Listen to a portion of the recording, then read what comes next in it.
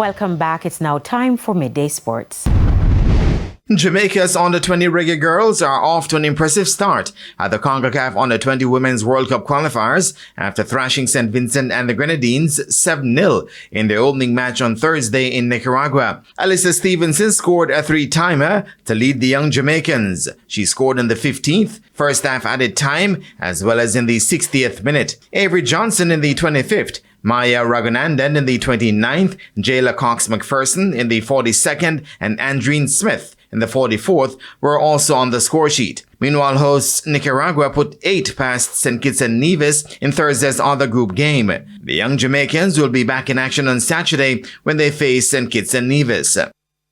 Minister of Sports Olivia Grange on Thursday confirmed the previous report by TVJ Sports that the government has engaged a track manufacturer, Recorton, to install a new synthetic track at the National Stadium. The move effectively ends a 14-year relationship with German track manufacturers BSW Reggae. In addition to confirming the cost to get the job done, Minister Grange also expressed confidence that the work will be completed ahead of the Boys and Girls Athletics Championships, which begin on March 25.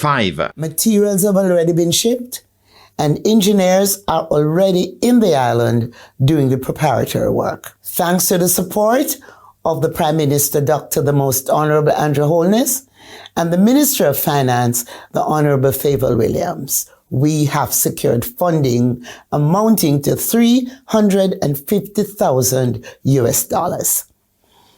Independence Park Limited, which manages the stadium complex, is ensuring speedy implementation of the project, working alongside Grand Slam Track. And the work is scheduled to begin on Sunday, February 23. The new track will feature the latest performance technology and will present a bold image of Jamaica to the world.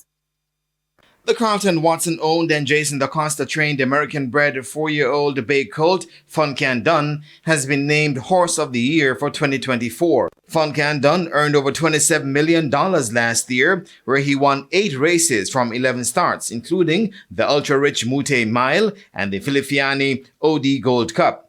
Atomica was named first runner-up to the Horse of the Year, while another Gary Sobrante charge, Desert of Malibu, was the second runner-up. The announcement was made at Cayman Spark earlier this week. And that is it for your Midday Sports Roundup, and I am Jermaine Brown.